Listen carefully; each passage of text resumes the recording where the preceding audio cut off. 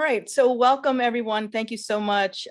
Today, I for Artscape to Heartscape, we have Antonia Ruppert.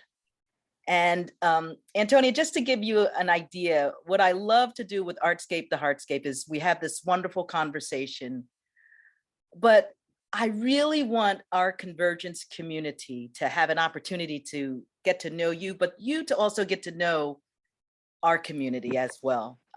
There's a lot of wonderful artists of all kinds who participate and are involved with Convergence. And so, but I love to have Convergence have a look into some of the artists and what they're doing. And so I want to thank you so much for agreeing to join us today. We met at I believe it was on a SIVA call. And what I remember is that when you were on that call, I knew that there was something special about you and I wanted to get to know you. And I was so happy that when you reached out, I can say this, that I saw God's goodness in your life, just in the conversation that we were able to have. And when we were on that particular call and I saw some of your work, we did a SIVA show together. And so that was just remarkable. So tell us about Toni. Do you want us to call you Antonia or Toni, or it doesn't matter? I will say that you all have an invitation to call me Toni. Thank you. So tell us about you. Tell us about the medium that you use and how you just got involved in being an artist. Just give us some background. Sure, absolutely. Can you all hear me well? Big thumbs up. Okay, thank you. So I am a painter, and in a world that doesn't always agree or acknowledge the narrative, I'm a narrative painter. So I tell stories with my work. I am unabashed, unabashedly positive, unabashedly spiritual, unabashedly God-seeking in my artistry as well as my music. And so I have been painting for a little over 30 years now. My oldest is about to be 30, and I was painting seriously for about 2 years before she was born. And I'm just grateful for the opportunity to be here with you all. When I was asked to do this, I said, wow, that's amazing. That's awesome. But I think anytime there's a heart-to-heart connection, it doesn't take much. It doesn't take, you don't take 10 years when there's a heart-to-heart connection. So right away, I felt like a friend, Yep. to this group. And so I appreciate the opportunity just to be here. Well, thanks. So you've been painting for over, you said 33 years? 30 years. So when did you realize that you were called? That's a very good question. I realized I was called when a dear pastor of mine, Pastor Al Garcia, he's no longer pastoring, but he was my pastor at the time. I've been painting for a while, and I never thought of painting as ministry. I never thought of it as what I do now, connecting with the community on a greater level. And Pastor Al asked me, he says, do you think you'll ever paint live? And, maybe I have some sermons or something, maybe you want to paint live to some of those. I was like, no, Pastor, not me, no. I said, that was Juan Carlos Baez, another brother in our ministry. That's his calling, not mine. And so God ended up calling Juan and his family to move to Puerto Rico for a season. And the next year, I think I was asked to paint for our churches. We had a big conference of some sort, and it was a big convention center. And they said, would you want to paint live? And I was like, my goodness, again with this paint live business. And I said, you know what? I'm gonna step my big toe into it and say yes. And it's almost like when I said yes, that's when God was like, look, I've been waiting for you to say yes for a minute. And I realized there was a calling for art and calling for ministry at that point. Yeah.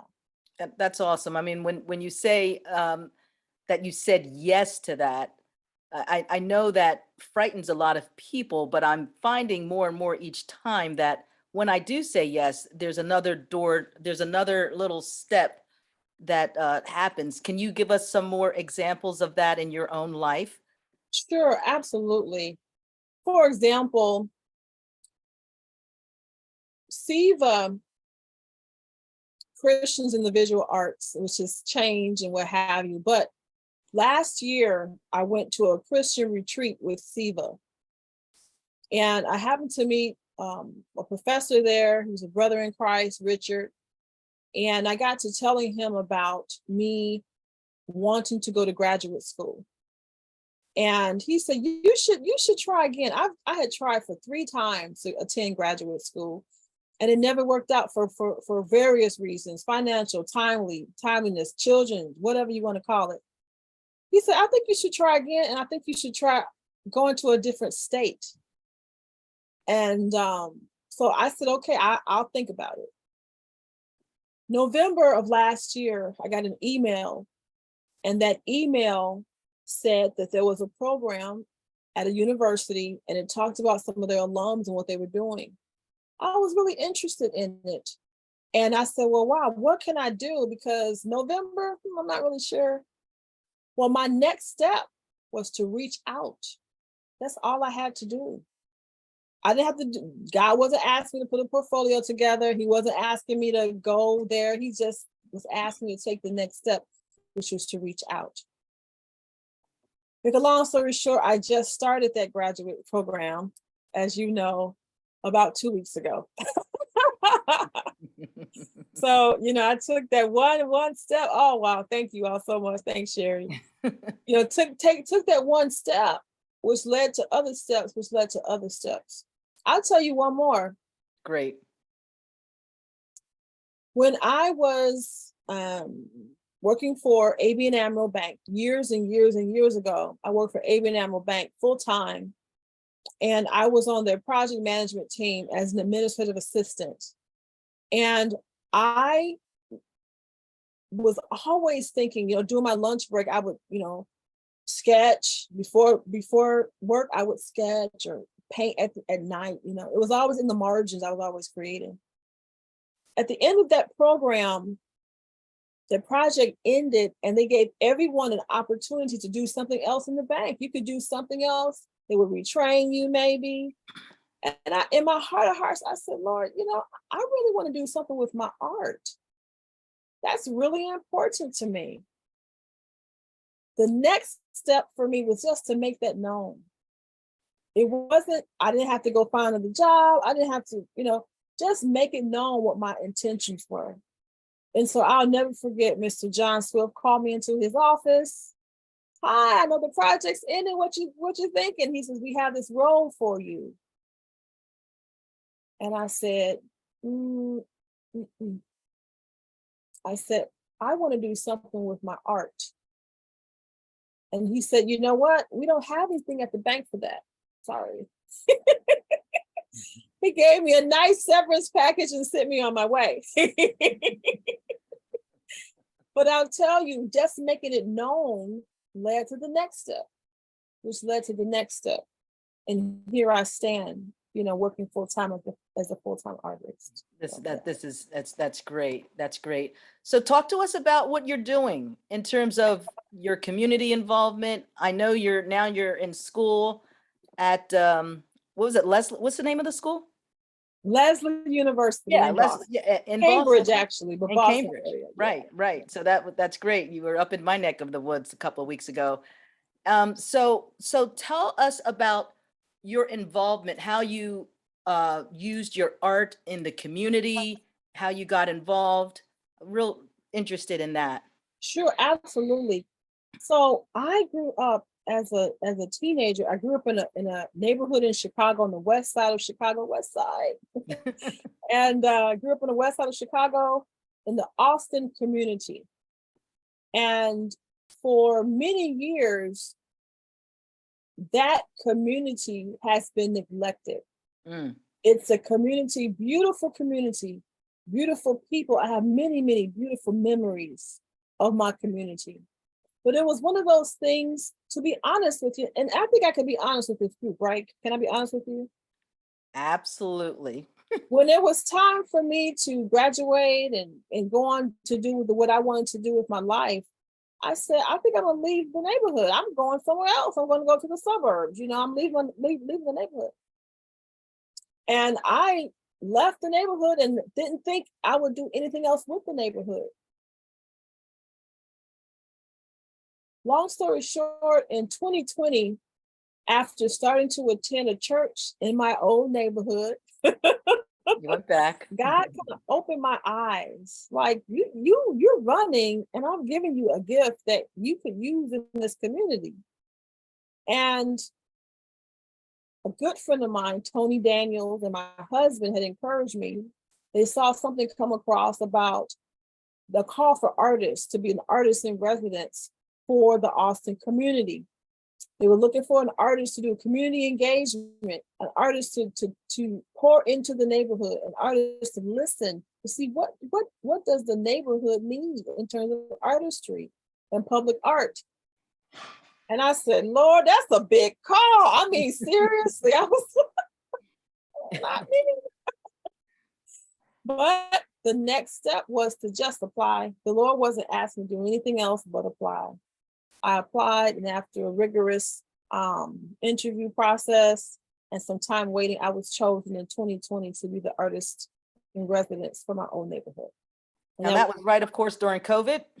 that was right in COVID, yes. And so I had to quickly pivot and figure out how are we going to do this in the middle of COVID. So since that time, we've taught workshops in our neighborhood. We've brought renowned artists to do workshops. We've had we at some point we did an art tour on Chicago Avenue, which is unheard of. I've since worked with people like Pastor Mack and Tina Augustus in our community, people who pour into the community every day. And I've had an opportunity to bring art to young people, to adults, to seniors.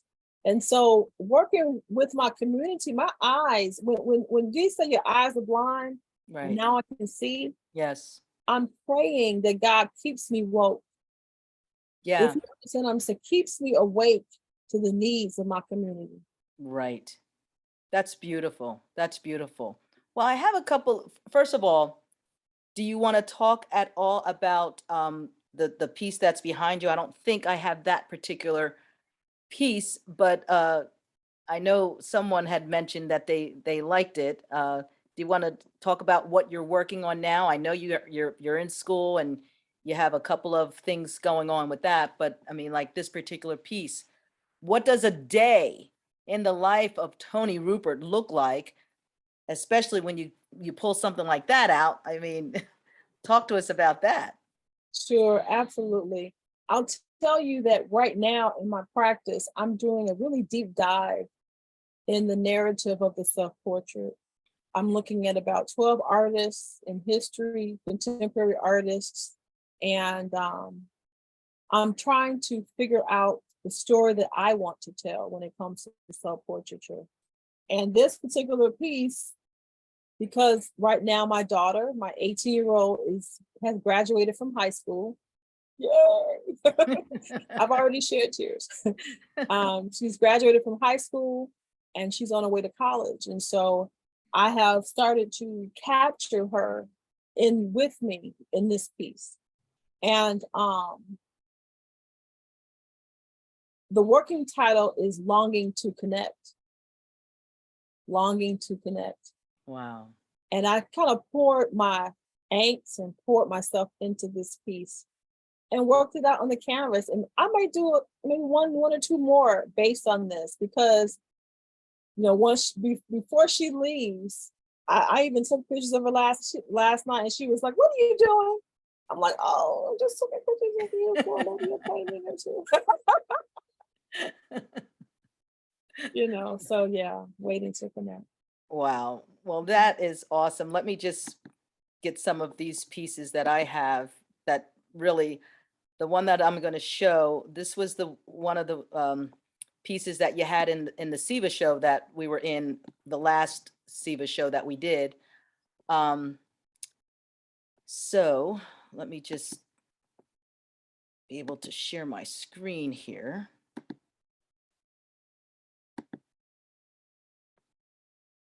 And this is where I always say I need Dan's help, but I want to make this bigger. Dan,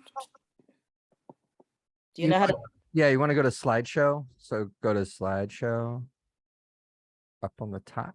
Up here? No. Over next to animations, animation slideshow. Yeah, Oh, there we go. There we go. just start slideshow and you should be able to, From here? yeah. There we go. All right. So I remember this piece. You had this in the show, and I fell in love with it. You want to talk to us about this? Sure, absolutely. And do you want me to give a commentary along the way, or would you just like me to just? Well, I mean, I have about 5 of your paintings that I Okay. thought were really beautiful, and that of course, if you have something that you would like to share.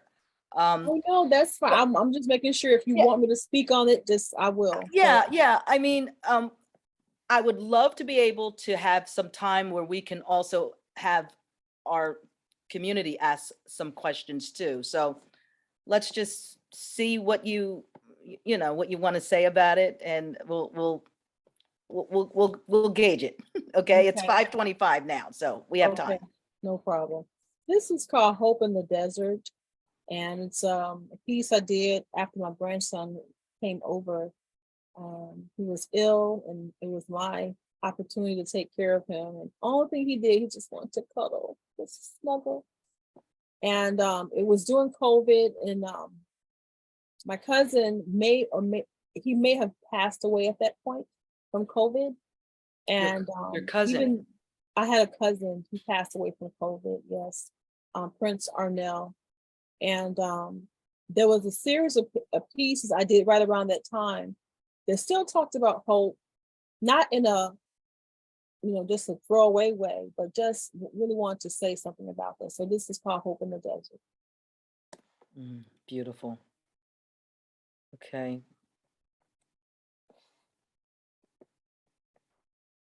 This is called Within Nature Study. It's one of my more abstract pieces. Do you want to talk some more about it?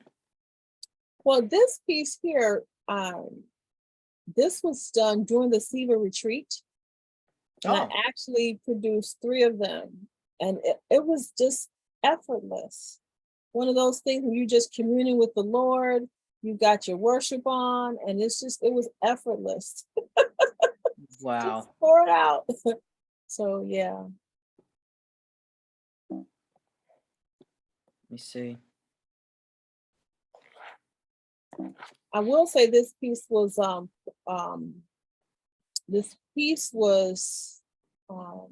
purchased, and it was also shown at the Chicago Park District at one of their we had a show back in September, and this was one of the pieces that was highlighted on the plugger, if you will, for that show. Very nice. I love this.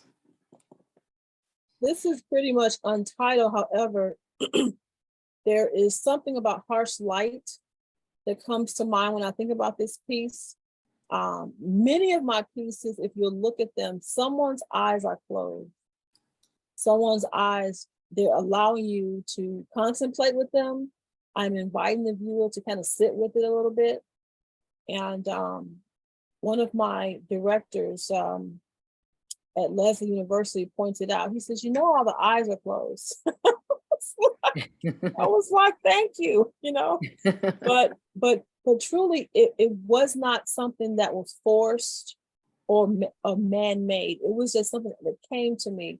I love the idea of sitting in a moment and inviting people to experience that moment with you. Very nice. This was one of my latest pieces, the piece before this one actually. And this piece had an interesting story about it because I was live painting at a venue for the Queen Within, which is an organization up here in Chicago. And it was for Mother's Day. So what I ended up doing was I had the face painted already, but nothing else pretty much was on there. And as I painted, it came to me that many times we go through things and they're hidden. I believe that the enemy has a trap for all of us, no matter what that looks like. And it starts in childhood. And so I invited the people who were there to come and actually draw with the Sharpie marker and just write around the edges of the canvas something that they had overcome. And so people came up and they wrote about things that were from childhood. You can only imagine some trauma women had gone through. And they put down there that they want to, just see, this is what I overcame. This is what the Lord has allowed me to overcome. And so that was around the edges. And I actually did a limited edition print of that one. It was just really popular. As a limited edition print of that piece right there. But that was the piece that came before this one. Beautiful.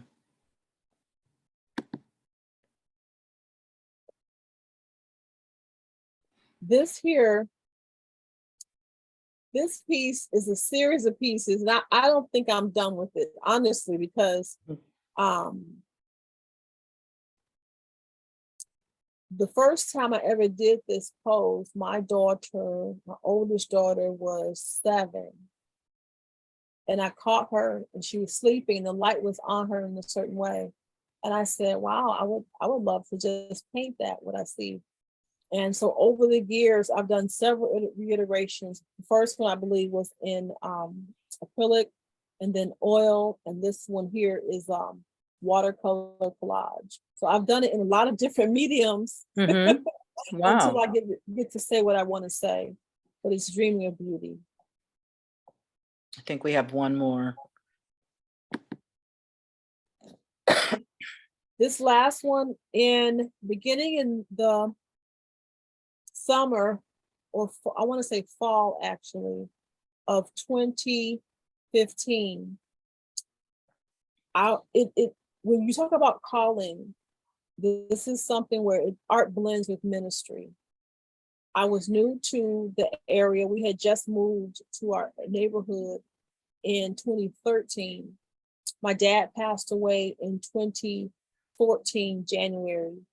And for the longest time, I was unable to paint.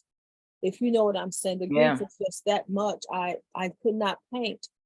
I could draw scribbles and I could draw line drawings with the ink pen, but nothing came to me, no images came to me.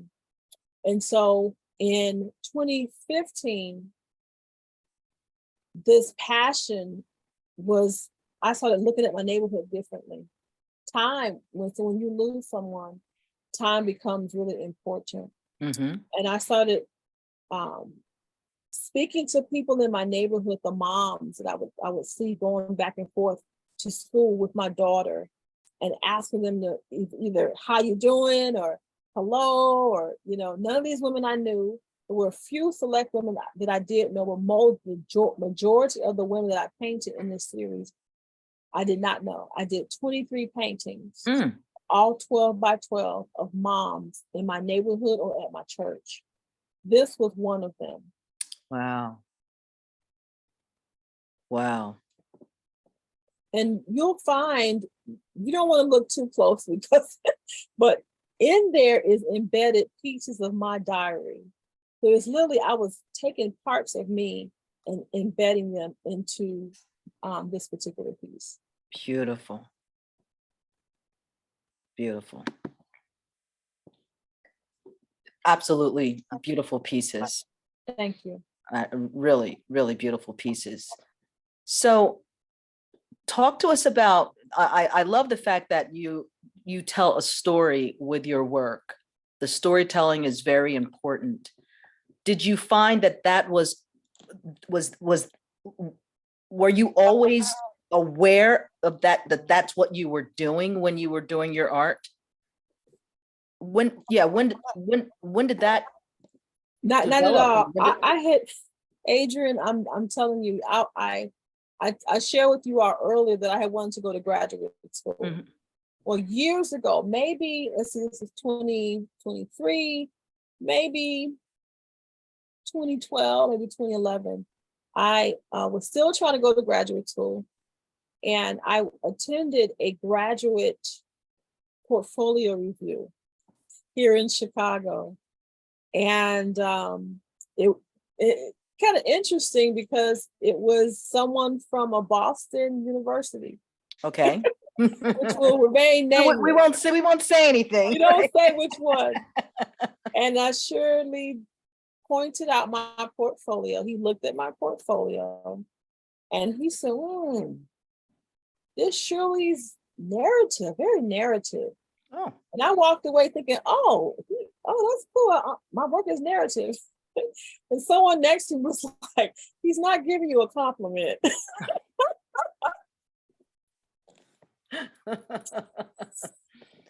I said, Lord have mercy. But back then was when I realized that the story was so evident for me. Right. You can't separate my art and take the story out. That's right. You know? That's right. That's who you are, you know. That's right. So talk to,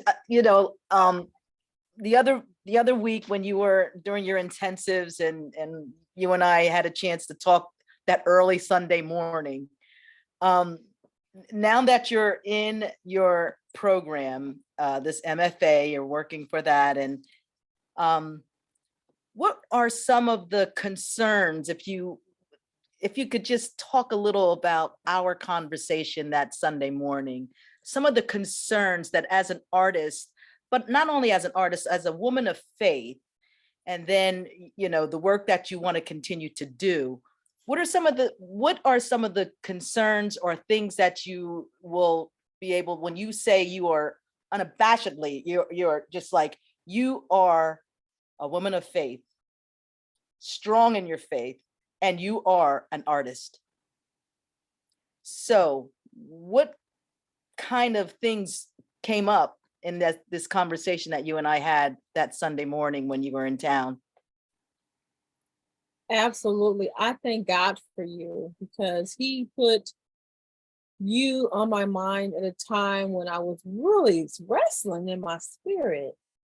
And many times when you go off to a program, no matter what school it is, you may be confronted, you may have critiques, which I did, I had a lot of critiques, or you may be confronted with an ideology that you may not agree with. You have to wrestle with that. You may come in contact with people who they don't look like you, don't sound like you. You all don't eat the same food. It's like, right. What planet have I been on?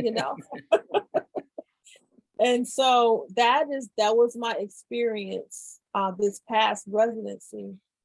And I was wrestling with the idea that I had brought my work, the work that I really felt comfortable with. I was comfortable in my skin. I was comfortable in my ideology. I love God. I am a Jesus girl. That's me. So, when I am in a room of people and not all of them have the same faith, some may have the same faith, but you don't know. And what do? Do you shrink back? Are you bold in your faith? C, are you oh, let me just show up and play safe and do an Esther move. Do you understand what I'm saying? Yeah. Yeah. And so I actually I am convinced that God puts us all where we need to be. And especially after that Sunday and after that encouraging conversation. Because after that, I mean, it's like, baby girl, relaxed. And I was just me, you know, I just was like, no, this is who I am. And I had some beautiful conversations with people after that. Right. And was able to share and also be shared with, Yeah. you know, by my cohorts and my colleagues. Yeah. But do me a favor, talk about what was it that brought up the feelings to begin with, because I think this is a very important topic as artists, and you know, people of faith, but as artists, to what brought up the concern to begin with? Sure. We had we had the 1, 2, 3, 4, 5, 6. I might have had 6 or 7 different critiques, which is part of our program. We believe in, you know, getting input from various sources. And I had a really tough critique. My goodness. I mean, I had brought art and music. And at that point, the music wasn't hidden. We don't understand what, you know, the music wasn't hidden. The artwork was narrative. It wasn't abstract. It wasn't where you fit in. And all of this left me bouncing like this. And here's the truth, Adrian. I had a crisis right before I called you, because I was like, wait a minute. I'm not here to I'm here to learn. Right. And I'm here to shine for the Lord. And that's all I want to do. I don't want to walk away from this program so different and so, you know, that you don't recognize who I am. And number one, that the Lord doesn't recognize who I am. Like, what happened? I sent you there. You came back. What's going on here? So I hope I'm clarifying. And Pastor John this morning in our service talked about a really important topic, suffering. Many people don't want to talk about suffering or being a martyr for Christ. Many people don't want to talk about that. They want everything to be kind of, it's going to be real cool. We're going to be safe. We're going to be, you know, until Jesus returns. And the truth is that there are people right now suffering for their faith. You know, people are getting divorces because they became a Christian, or they're tearing down buildings because they're Christian oriented. And so choosing to follow God is not necessarily a cakewalk all the time. Right. And yet that's our choice. Yeah. You know? And I think it's important to also realize, you know, who you are, who you mentioned, you know, we talked about calling, who has God called you to be, and then to, you know, bring that into wherever it is that he's calling you. You know, you bring yourself to that space. And so with your artwork, you're doing that. And we could still learn. We could still learn like what it is that you know, if some of the teachers have something to teach you or to show you or to have you to think deeply about what it is that you're doing, there's nothing wrong with that. There's absolutely nothing wrong with that. But I mean, you know, for you to be who you are in that space could simply be an absolute bright light there. And I'm sure that's what you did. You were a bright light, a shining light in that space. I can only imagine. So that's really great. I will share this too, Adrian. One of the things that Richard told me, he had encouraged me to apply to graduate school. And when I told him that I had got accepted into graduate school, he said, be yourself. Yes. Yes. Done. Yes. Yes, be yourself. Be yourself. That's great. Hey, listen, I want to make sure that we are giving this wonderful community an opportunity to ask you questions or to add any thoughts or input into this conversation. So I'd like to open it up to the community, my Convergence brothers and sisters. Does anyone have any questions or comments that they'd like to make or share with Antonia?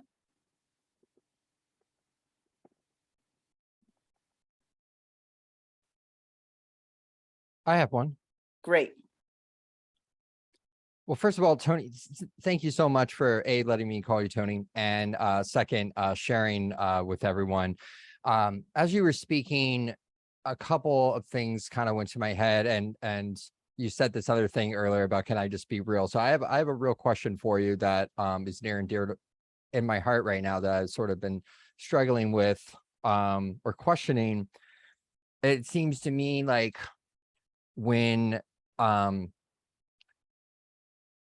trying to formulate this so it's not so convoluted, but like I hear from a lot of people that when they struggle with their identity as an artist, their faith usually helps them get back on track. But I've been struggling and thinking a lot about the flip-flop of that, where you struggle with your faith and you struggle with your relationship with God, and you struggle with these other things that all come from your entire being of being faithful. And when that sort of gets off kiltered or sort of off track, and it's okay if it hasn't happened to you, but if it ever has, was your art or your identity as an artist ever able to help you answer the question or sort the problem out or get back on track? And if there was, if you could tell us a little bit about that. And if not, that's fine too. That is an amazing question. I'm trying to think. There have been so many times when my faith has literally been rocked. And I'll tell you, I'll go a little deeper into when my father passed away. This happened at a very tender time in my life. And I have shared this on YouTube. It's been documented, so I have no qualms with sharing with you all here. When my father passed away, my dad was my dad was an artist too when he was young, when we were younger. And so my dad used to draw. When he worked for Brachs Candy Company, he would come home and he would draw. And so he was the very first artist that I knew, right?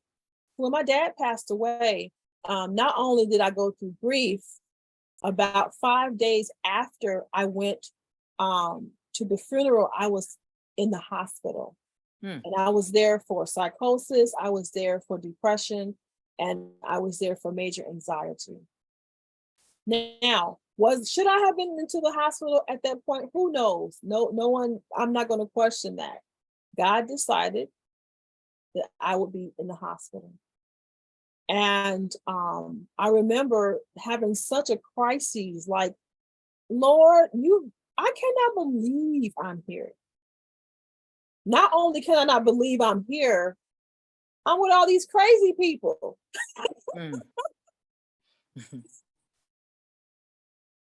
But no, seriously, many times you don't realize what's going on in your life, and God will allow you to be there. He will allow you to have compassion, to have empathy, to be able to experience something that will forever rock you and change you. But one thing about it, you will be able to connect with almost anybody because you've gone through that. I will never forget, I was there from about January 10th or so until Lincoln's birthday. That will tell you how long I was in the hospital. The reason why I was in the hospital for so long is because our insurance had challenges. Our insurance had lapsed.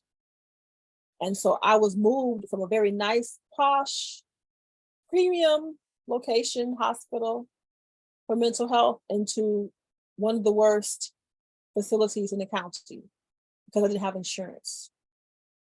And even now, my heart's still tender. It's tender because I know many other people have gone through things like that. What did I have? Who did I have? I was there until the doctor said I could leave. And at that time, they were trying to figure out, well, what's going on with her? Why is she here? Should she be here? Things like that. I never forget a social worker. I always believe God has a time and place and people that you're meant to meet. Right.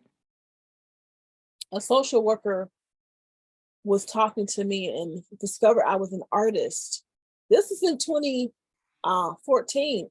I mean, I had started on my journey as an artist already. And so he was like, "You doing what?" I told some of the things I was doing at home and, some of the exhibits I had. And he said, "Well, let me get you a sketchbook." Thank you. And the next day he brought me a big, huge sketchbook. I began to draw with that ballpoint pen. I had a red one and a black one. That's all I had. And I recall almost drawing my way out of that place. Wow. I'll never forget when it was 2 days before Lincoln's birthday, President's Day, 2 days before. And another social worker came to me and she says, "You know what? A little bird told me that if we tried today, we could probably get you out of here, because what's going to happen is that the county's going to shut down for the holiday." Yes. "And you won't get out until after the holiday." And I was like, "Well, what do you have in mind?" She said, "Well, hold on one second. Just hold on. Why don't you start gathering your things and let me work on this for you?" And just like that, I was released. I don't know why. I mean, come on, Dan. I'm trying to answer your question. I have no clue as to why it happened the way it did.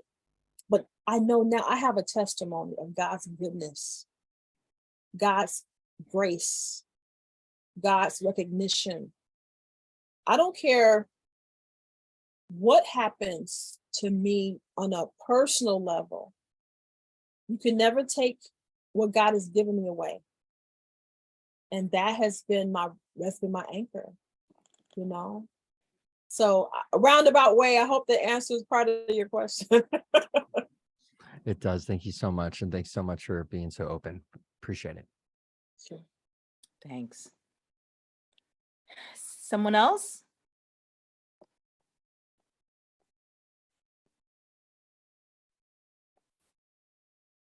I'm looking. Okay. Lisa? I'm trying not to jump in because I usually am so anxious. But Toni, I'm just struck by the way that you talk about your work and your life and your faith, because it's so honest, and then there's the honesty in the struggles and honesty in the hope, honesty and I find that really refreshing. And I think it's so interesting. There's so many things I would love to talk to you about, but going back to what you're talking about, being an artist in residence for the community, and that part of that, a big part of that job being listening into the community. One thing that I find as we're talking with artists about calling is that the idea of an artist as a leader is a little like, wait, what? It's something I do for me. It's me and the canvas, or me and the microphone, or me and the page. But there's a different kind of leadership, contemplative leadership, a listening leadership. So I just wonder, like, how do you think about leadership as an artist, and maybe in that role as an artist in residence for the community, and art as cultural engagement? How do you bring yourself into that, and what do you see leadership as an artist in that role? Absolutely. I think it's a great question, because a lot of times when you have a project, the artist is the last person who come to the table.